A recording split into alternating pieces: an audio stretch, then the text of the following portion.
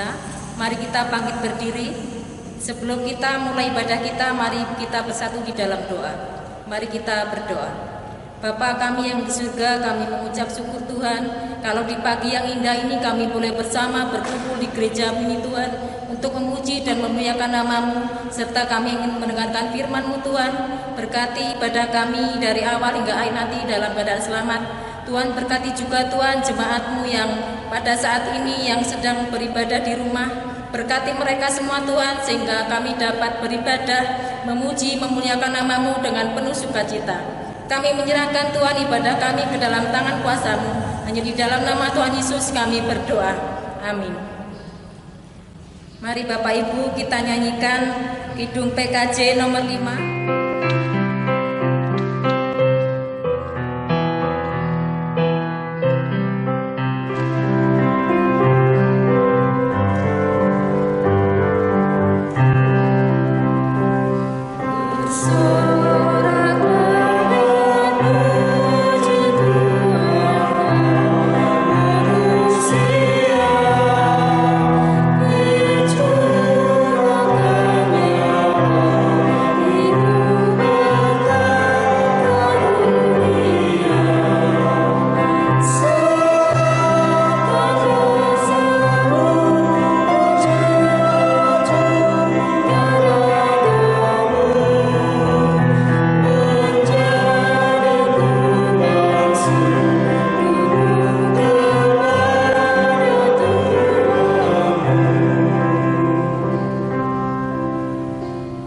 Ibadah ini terjadi dengan pengakuan bahwa pertolongan kita adalah Tuhan, dalam nama Tuhan Allah yang memelihara kesetiaannya sampai selama-lamanya dan tidak pernah meninggalkan perbuatan tangannya. Kasih karunia dan damai sejahtera dari Allah Bapa yang telah mengurapi anaknya yang Yesus Kristus menyertai engkau. Amin.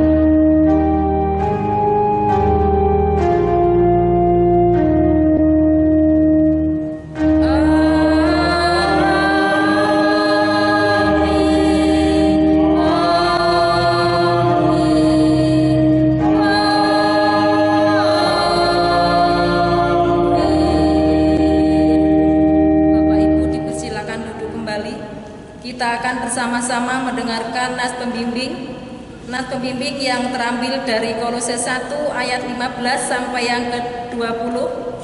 Demikian bunyi firman Tuhan.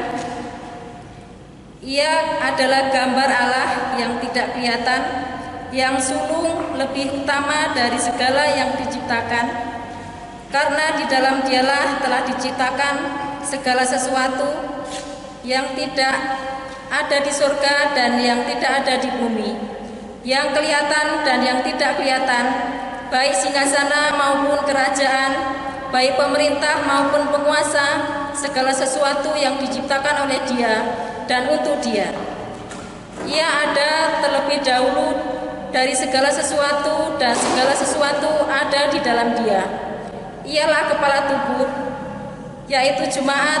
Ialah yang sulung, yang pertama bangkit dari antara orang mati, sehingga ia akan lebih utama dalam segala sesuatu, karena seluruh kepenuhan Allah berkenan di dalam Dia, dan oleh Dialah ia memperdamaikan segala sesuatu dengan dirinya, baik yang ada di bumi maupun yang ada di surga. Sesudah ia mengadakan perdamaian oleh darah salib Kristus. Kita sanggupi dengan nyanyian Kidung Jemaat nomor 39, Ku diberi belas kasihan.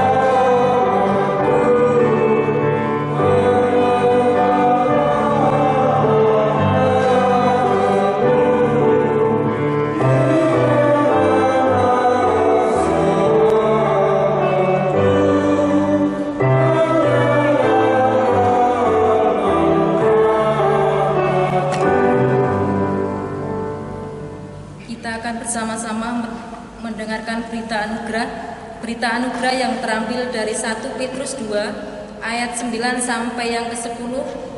Demikian bunyi firman Tuhan.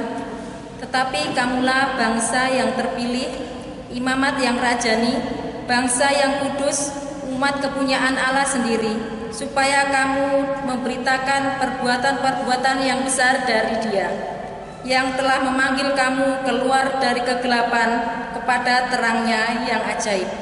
Kamu yang dahulu bukan umat Allah, tetapi yang sekarang telah menjadi umat-Nya, yang dahulu tidak dikasihani, tetapi yang sekarang telah beroleh belas kasihan. Kita sanggupi dengan nyanyian Kidung Jemaat nomor 453, Yesus Kawan yang Sejati.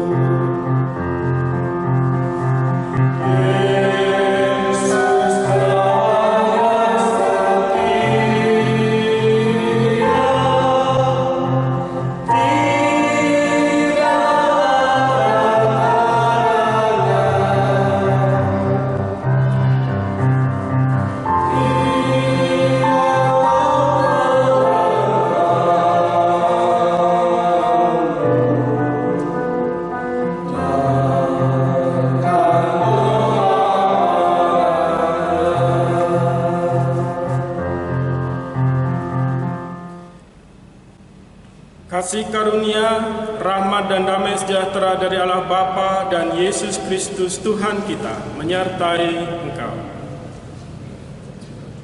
Jemaat, silakan duduk.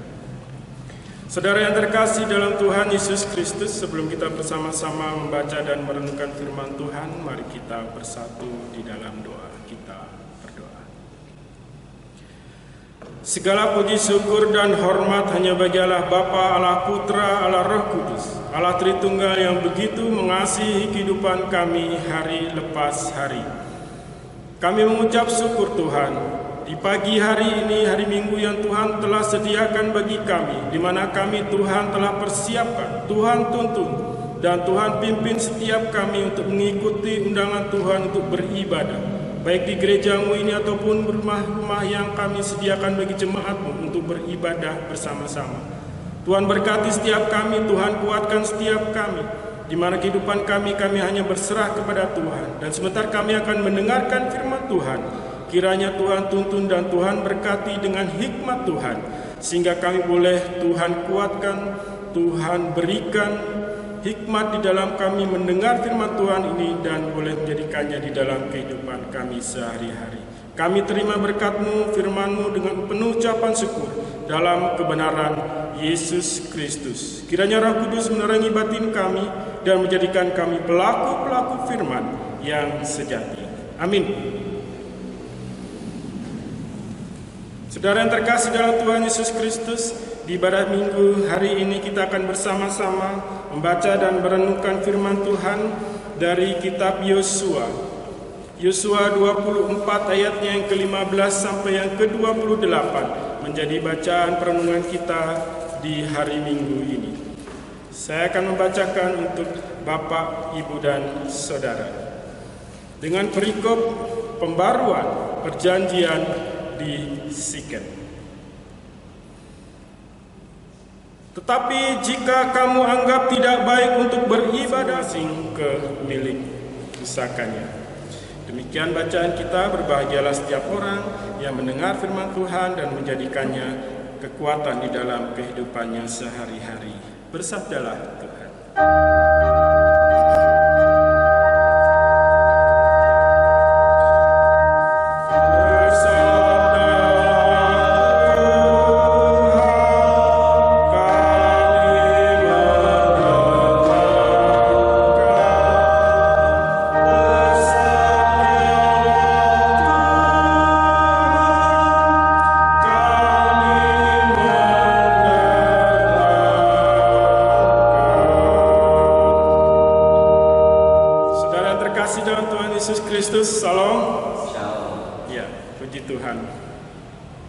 Saudara terkasih dalam Tuhan Yesus Kristus, di hari Minggu ini kita dituntun Tuhan dengan firman-Nya melalui Yosua 24 ayat 15 sampai 28. Nah, saudara yang terkasih dalam Tuhan Yesus Kristus, mungkin di hari-hari terakhir ini kita disibukkan dengan berita-berita di tanah air maupun di luar negeri yang sebagian besar membicarakan atau mempermasalahkan bagaimana penanganan yang harus dilakukan setiap bangsa ini di dalam keberadaannya karena COVID-19 atau mungkin lebih sering didengar dengan virus corona. Dan ini menjadi keprihatinan dan perhatian kita semua karena itu tidak hanya melibatkan 1-2 orang saja tetapi semua bangsa. Nah, saudara yang terkasih dalam Tuhan Yesus Kristus, di tengah-tengah berita yang kita dengar, di tengah-tengah pembicaraan masyarakat mengenai virus corona, termasuk diantaranya permasalahan-permasalahan yang ada dengan keberadaan social distancing atau pembatasan sosial berskala besar, yang tentu ini menimbulkan berbagai macam hal atau permasalahan yang mungkin tidak pernah kita bayangkan sebelumnya. Kita beri sebuah berita duka ya dari saudara kita yang cukup terkenal di tanah air. Ya, tokoh musik yang ada di Indonesia kehilangan satu lagi setelah saudara terkasih kita Glenn ya, yang mungkin beberapa waktu lalu dipanggil Tuhan. Nah, saudara yang terkasih dalam Tuhan Yesus Kristus, ada yang menarik dengan saudara kita yang satu ini. Di tengah-tengah mungkin para musisi berbicara tentang cinta dan sebagainya, justru ini berbicara tentang patah hati. Bahkan mungkin saudara kita musisi yang sangat terkenal di Indonesia ini, bahkan di luar negeri itu dijuluki The Godfather of Broken Heart. Nah, tentunya menjadi pertanyaan, kenapa lagu-lagunya bernuansa patah hati? Sebagian besar karena ada janji. Ada kata janji, dan masalahnya adalah janji ini yang dilupakan oleh si pembuat janji. Bahkan mungkin ada lagunya yang terkenal, saya tidak hafal semua, tapi ada yang sering dinyanyikan di sini akhir-akhir ini. Kalau nggak salah judulnya Kapusan Janji. Ya, Kapusan Janji. Salah satu liriknya seperti ini. Wangine kembang tresno keri tilase. Neng ngopo kowe cidra lali janjine. Ya, Bapak Ibu silakan menyanyikan tadi, tapi nanti setelah ibadah ini ya. Jangan sekarang. Nah, Bapak Ibu yang terkasih dalam Tuhan Yesus Kristus, apa yang menjadi permasalahan di dalam kehidupan dan apa menjadi permasalahan di dalam kehidupan musisi ini? Ternyata janji yang tidak ditepati itu menimbulkan efek yang cukup banyak. Nah, hari ini kita dikenalkan dengan sebuah kata, yaitu janji. Sebuah kata yang tentu tidak asing bagi kita. Sering mendengarkan orang mengucap janji, atau bahkan mungkin Bapak Ibu dan Saudara pernah melakukan janji itu, baik pada saat pernikahan ataupun Bapak Ibu yang diangkat menjadi dalam sebuah institusi, menjadi seorang pejabat, biasanya akan disumpah janji. Itu hal yang wajar di dalam kehidupan kita ketika sebuah janji diucapkan. Tetapi hari ini kita diingatkan, tidak mudah karena ada komitmen yang harus ditepati dan tanggung jawab yang menjadi kekuatan di dalam kita mengucapkan janji itu yang harus dilakukan. Karena itu pagi hari ini kita diberikan tema berjanji setialah kepada Tuhan. Nah, saudara yang terkasih dalam Tuhan Yesus Kristus, perikop ini bicara tentang seorang tokoh luar biasa, tokoh terkenal bagi bangsa Israel, di mana wasiat atau pidato ini disampaikan pada saat Yosua ini di usianya yang sudah lanjut. Nah, di sana disampaikan bahwa Yosua adalah seorang pemimpin. Kita tahu Yosua adalah memimpin bangsa Israel ini menggantikan Nabi Musa. Yosua dipercaya untuk memimpin umat Israel memasuki tanah perjanjian, yaitu tanah Kanaan. Dan oleh karena pertolongan Tuhan dalam kepemimpinan ini, Yosua berhasil menduduki dan memasuki tanah Kanaan, negeri yang dijanjikan menjadi milik mereka. Nah, Yosua menyampaikan pembaruan perjanjian Sinai di hadapan umat Israel. Nah, Bapak Ibu tahu bahwa perjanjian Sinai adalah perjanjian yang dahulu diucapkan oleh Nabi Musa kepada umat agar mengikat janji setianya kepada Tuhan Allah yang telah membawa mereka dari tanah Mesir. Dan perjanjian inilah yang disampaikan kembali oleh Yosua dengan tujuan bahwa Israel, bangsa Israel saat itu benar-benar mengingat akan janji setia mereka kepada Tuhan. Kemudian Yosua mengumpulkan semua orang suku Israel di Sikem. Nah, Sikem ini adalah tempat Allah menyampaikan dirinya kepada Abraham serta memperbarui perjanjiannya kepada Abraham. Di tempat itu pula Abraham mendirikan mezbah bagi Tuhan. Dan Yosua membawa kembali bangsa Israel kepada tempat yang sama, situasi yang sama, untuk mengingatkan mereka kembali akan perjanjian dengan Allah tentang kasih setia Tuhan ini. Disampaikan di sana, demikianlah kuberikan kepadamu negeri yang kamu peroleh tanpa bersusah-susah dan kota yang tidak kamu dirikan. Tetapi kamulah yang diam di dalamnya, juga kebun-kebun anggur dan kebun-kebun zaitun yang tidak kamu tanami, kamulah yang makan hasilnya. Selanjutnya oleh Yosua diminta untuk mengikrarkan kembali janjinya itu kepada mereka akan beribadah. Disampaikan di sana, pilihlah pada hari ini kepada siapa kamu akan beribadah. Allah yang kepadanya nenek moyangmu beribadah di seberang sungai Efrat, atau Allah orang Amori yang negerinya kamu diami ini. Tetapi aku dan seisi rumahku, kami akan beribadah kepada Tuhan. Saudara yang terkasih dalam Tuhan Yesus Kristus, Yosua memberikan tantangan agar orang Israel mengambil keputusan yang tegas, dalam hal ini membuat komitmen untuk tetap beribadah kepada Tuhan. Dan ini bukan sekedar tantangan bagi bangsa Israel, tetapi juga bagi dirinya sendiri dan keluarganya. Dan Yosua dalam hal ini memberi teladan dan memutuskan bahwa ia dan seisi rumahnya telah membuat keputusan untuk tetap setia kepada Tuhan Allah Israel. Ini berarti seluruh rumahnya, keluarganya, istri, anak-anaknya, bahkan semua kaum keluarganya beribadah hanya kepada Tuhan. Nah, Bapak, Ibu, dan Saudara yang terkasih dalam Tuhan Yesus Kristus, lalu apa jawab bangsa Israel saat itu? Jauhkanlah kami dari kepada kami meninggikan Tuhan untuk beribadah kepada Allah lain, di ayat yang ke-16. Mereka percaya bahwa Tuhanlah yang telah menuntun mereka dan nenek moyang mereka dari tanah Mesir, dari rumah perbudakan, yang telah melakukan tanda-tanda mujizat yang besar di hadapan mata mereka sendiri. Dan mereka juga percaya bahwa Tuhanlah yang telah memberikan mereka kemenangan dari bangsa-bangsa lain, termasuk negeri yang telah mereka diami saat ini. Nah, Bapak, Ibu, dan Saudara, Yosua menganggap hal itu tidak cukup menyatakan bahwa mempercayai kasih setia kepada Tuhan. Mereka juga harus setia berbakti kepada Allah yang kudus sekaligus gentar, karena Allah adalah Allah yang cemburu. Nah, di Sikem ini, di hadapan umat Israel ini, Yosua mengingatkan bahwa perjanjian yang Allah ikat dengan mereka adalah perjanjian yang mengikat hati mereka dengan hati Allah, yang digenapi dengan kisah penyertaan Allah dalam kehidupan mereka. Tuhan selalu berusaha mengikat hati mereka dimanapun mereka berada. Saudara terkasih dalam Tuhan Yesus Kristus,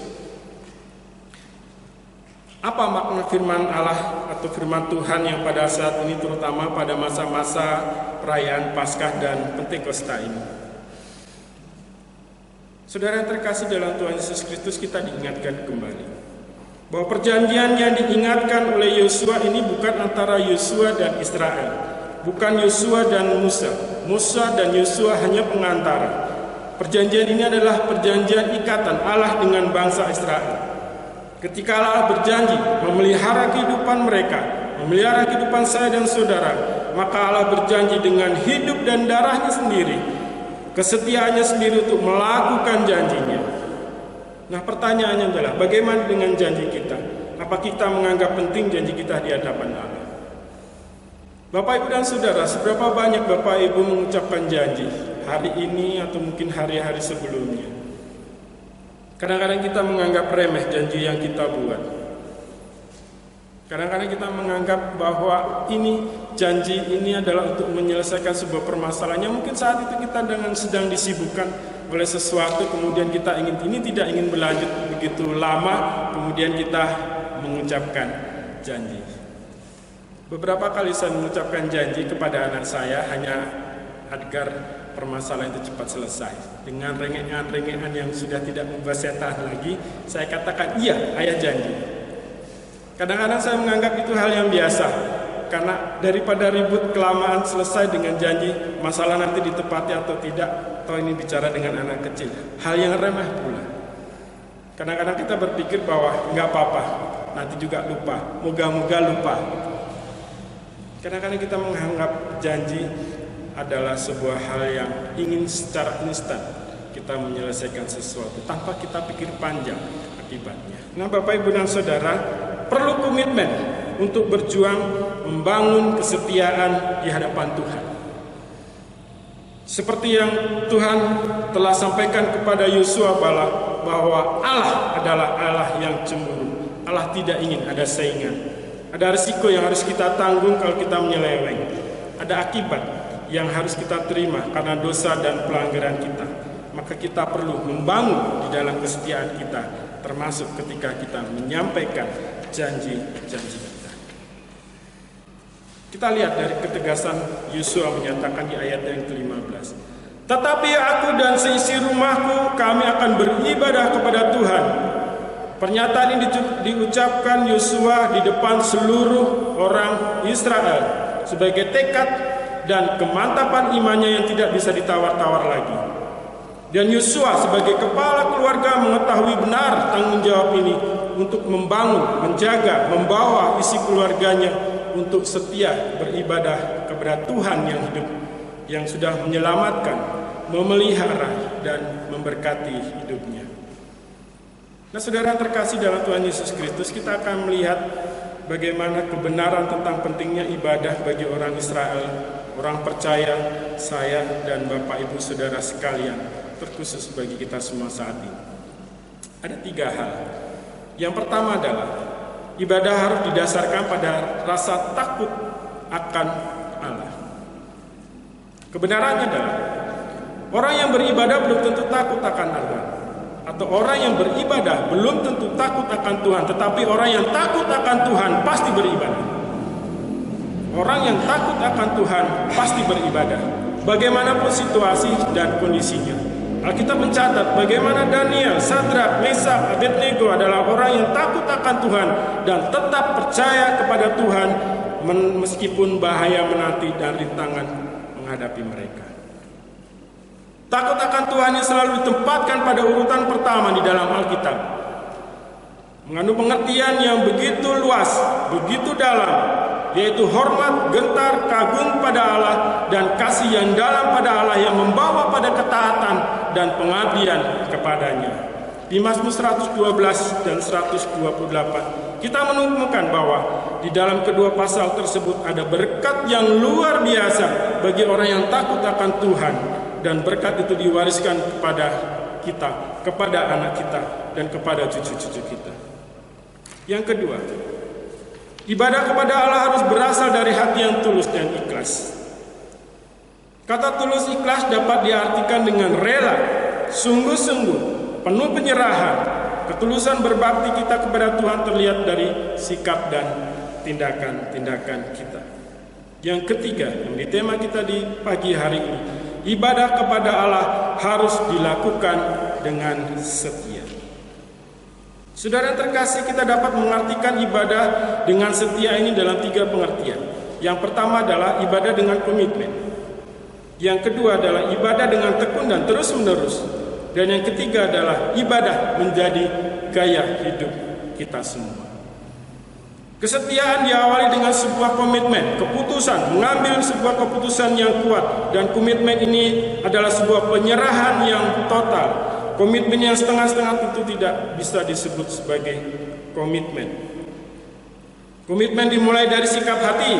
Selanjutnya komitmen itu tentu harus dilakukan.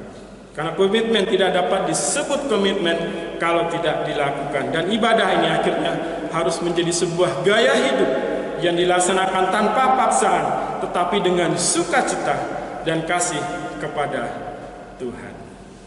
Saudara yang terkasih dalam Tuhan Yesus Kristus, ketegasan dan komitmen Yosua seharusnya menjadi teladan bagi kita semua. Terkhusus bagi kepala keluarga untuk memimpin seisi keluarganya, mengenal Kristus sebagai juru selamat dan Tuhan, membawa keluarga kita kepada Tuhan, memimpin seisi keluarganya bertumbuh dewasa dalam iman, kebenaran, kasih, dan pelayanan yang setia. Dan salah satu cara untuk bertumbuh dalam kedewasaan rohani adalah melalui ibadah keluarga. Mungkin yang biasa disering dengan sebut mesbah keluarga. Nah, saudara yang terkasih dalam Tuhan Yesus Kristus, waktu untuk mesbah keluarga ini sangat penting dan indah. Ya, tidak semua bisa melakukan, tapi hari ini kita diingatkan kembali. Karena pada saat itu semua anggota keluarga berkumpul bersama.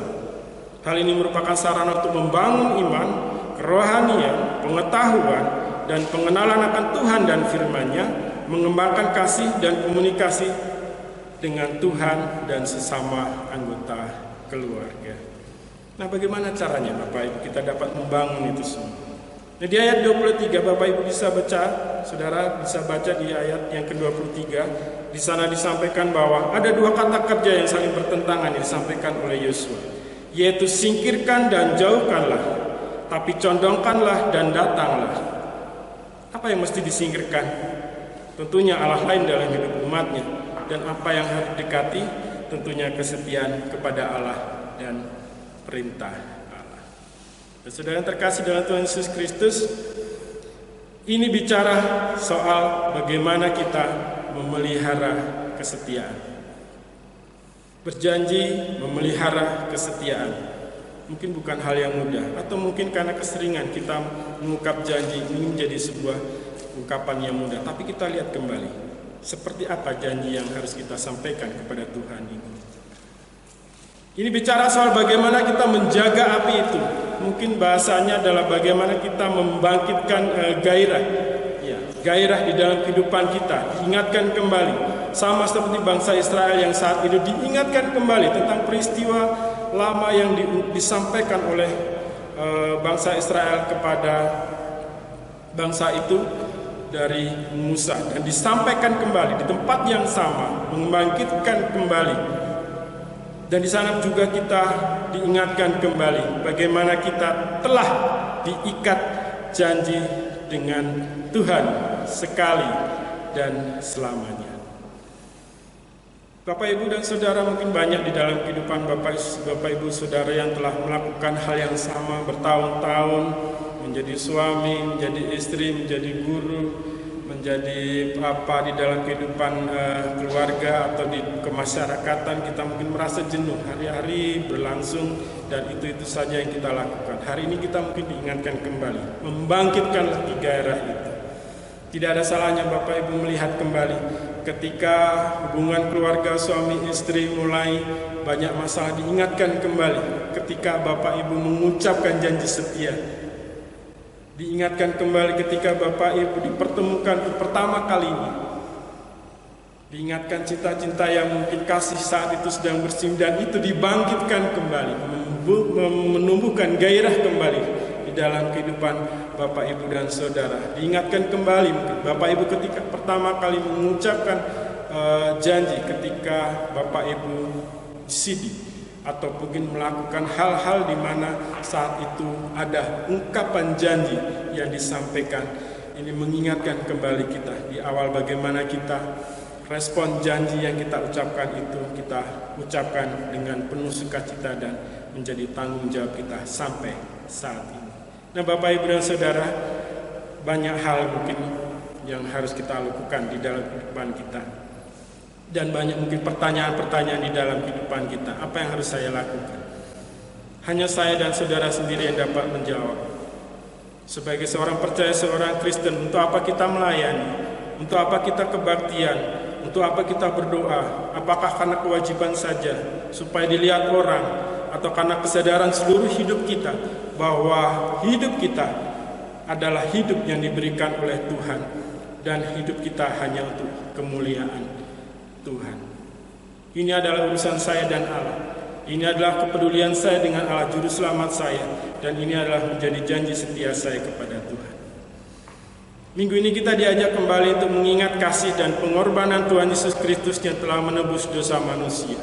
Baik secara pribadi, keluarga, gereja, kita diajak untuk menjadikan masa Paskah dan Pentakosta itu benar-benar bermakna, sehingga kasih, kepedulian, dan kebersamaan kita semakin besar. Bapak, Ibu, dan Saudara, firman Tuhan hari ini mengajarkan kita untuk berjanji setia kepada Tuhan. Kita telah disebut, telah ditebus dan diselamatkan, dan kita memuliakan nama Tuhan sepanjang kehidupan kita. Kita diingatkan kembali, pengorbanan Tuhan Yesus di kayu salib itu telah menyelamatkan saya dan saudara. Hari ini kita ditegur oleh Yosua yang mengatakan, "Aku dan seisi rumahku akan beribadah kepada Tuhan. Apapun yang terjadi, baik sendiri, bersama pun, di gereja atau di rumah pun, ibadah tetap berjalan." Amin. Tuhan Yesus memberkati. Kita berdoa.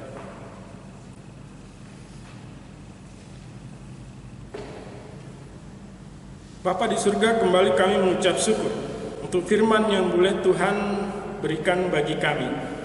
Kami diingatkan kembali tentang janji setia Tuhan di dalam kehidupan kami, dan kami pun menyatakan bahwa kami akan setia beribadah hanya kepada Tuhan. Tuhan berkati ibadah-ibadah kami, baik yang kami lakukan bersama keluarga ataupun harus menjalani ibadah itu seorang diri. Tuhan berkati. Tuhan pimpin, Tuhan hadir di tengah-tengah kami dan memberikan kami sukacita dan damai sejahtera. Terima kasih untuk firman-Mu, ini menguatkan setiap kami di dalam kehidupan kami, di dalam kehidupan beribadah kami. Tuhan yang beri kekuatan dan Tuhan yang menopang. Terima kasih untuk kesempatan di mana kami boleh menikmati kehidupan ini dengan segala permasalahan yang ada. Kami hanya berdoa kepada Tuhan, kuatkanlah setiap kami Tuhan.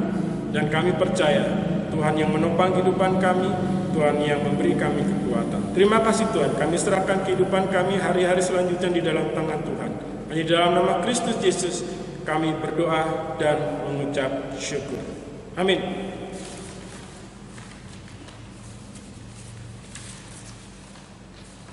Bapak, Ibu, dan Saudara, mari kita bangkit berdiri.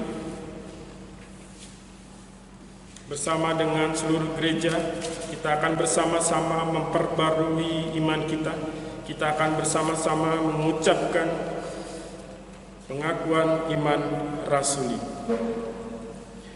Aku percaya kepada Allah Bapa, Allah Maha Kuasa, Khalik langit dan bumi, dan kepada Yesus Kristus, anaknya yang tunggal, Tuhan kita, yang dikandung daripada Roh Kudus, lahir anak darah Maria, yang menderita di bawah pemerintahan Pontius Pilatus, disalibkan, mati dan dikuburkan, turun dalam kerajaan maut. Pada hari yang ketiga bangkit pula dari antara orang mati, naik ke surga, duduk di sebelah kanan Allah Bapa yang Maha Kuasa, dan akan datang dari sana untuk menghakimi orang hidup dan yang mati. Aku percaya pada Roh Kudus, gereja yang kudus dan am, persekutuan orang kudus, pengampunan dosa, kebangkitan daging, dan hidup yang kekal. Amin. Silakan duduk. Bapak, Ibu, dan Saudara yang terkasih dalam Tuhan Yesus Kristus, tiba saatnya kita akan memberikan persembahan syukur, dan kita akan mendengarkan firman Tuhan sebagai dasar di dalam kita memberikan persembahan ini dari Mazmur 30 ayat 5 dan 6. Nyanyikanlah mazmur bagi Tuhan, hai orang-orang yang dikasihinya, dan persembahkanlah syukur kepada namanya yang kudus. Sebab sesaat saja ia murka, tetapi seumur hidup ia murah hati. Sepanjang malam ada tangisan, menjelang pagi terdengar sorak-sorai. Kita akan pujikan Tuhan dari Kidung Jemaat 450, hidup kita yang benar.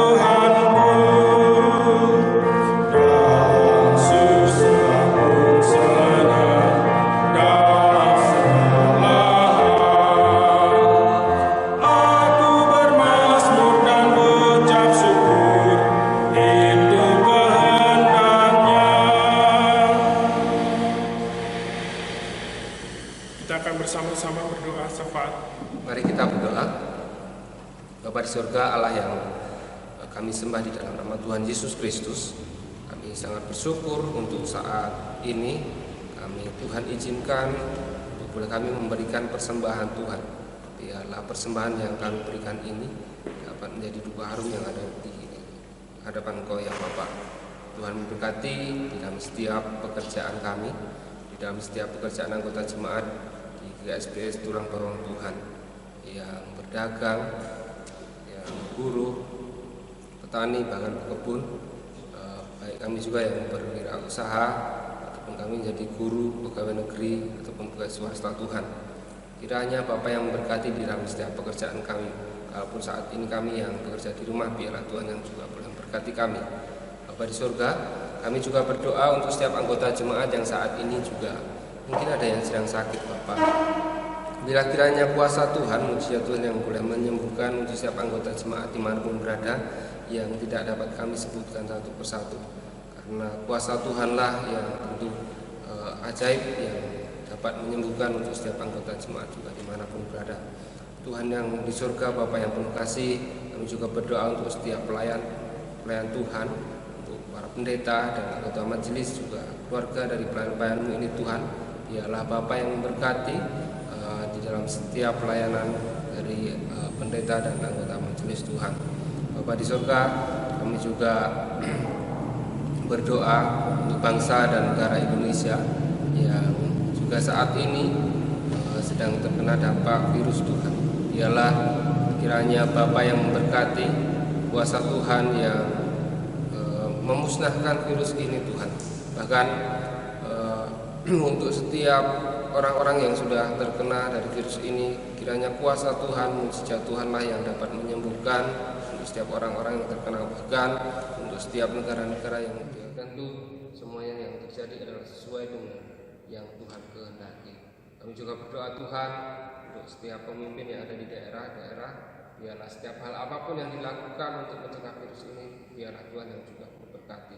Bapa di surga yang penuh kasih, kami juga berdoa Tuhan untuk gereja-Mu Tuhan, di dalam persekutuan kami yang mungkin saat ini kami bersekutu di rumah masing-masing, namun biarlah itu semuanya menjadikan kami untuk semakin bertumbuh di dalam Tuhan, semakin menguatkan kami di dalam Tuhan, karena kami percaya bahwa Tuhan mempunyai rencana yang terbaik dari semuanya. Bapa, terima kasih Tuhan, biarlah setiap doa dan harapan ini kami naikkan di dalam nama Tuhan Yesus Kristus yang telah mengajarkan kami doa Bapa kami bersama-sama. Bapa kami yang dari surga, dikuduskanlah nama-Mu, datanglah kerajaan, jadilah kehendak-Mu di bumi seperti surga. Berikanlah kami pada hari ini makanan kami yang secukupnya, dan ampunilah kami akan kesalahan kami. Kami juga mengampuni orang yang bersalah kepada kami, dan janganlah membawa kami dalam pencobaan, tapi lepaskanlah kami dari yang jahat. Karena Kaulah yang punya kerajaan dan kuasa dan kemuliaan sampai selama-lamanya. Amin. Mari kita undang untuk bangkit berdiri. Kita bersama-sama menyanyikan pujian pengutusan dari PKJ 258, bait pertama dan kedua. Ku ingin selalu dekat.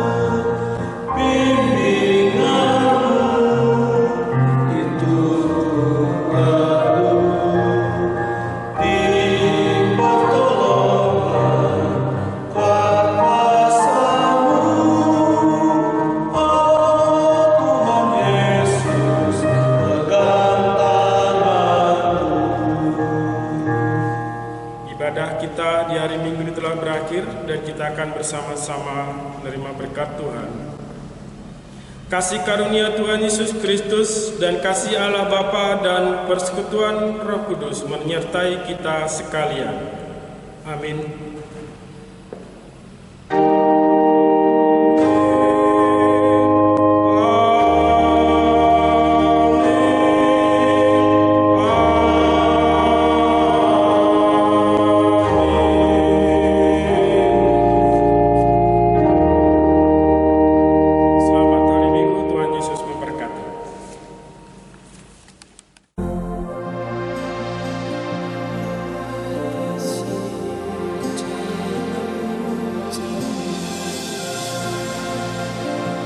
Aku memuji Tuhan yang telah memberi nasihat kepadaku. Aku senantiasa memandang kepada Tuhan, karena Ia berdiri di sebelah kananku. Aku tidak goyah. Sebab itu hatiku bersuka cita dan jiwaku bersorak-sorak. Bahkan tubuhku akan diam dengan tenang.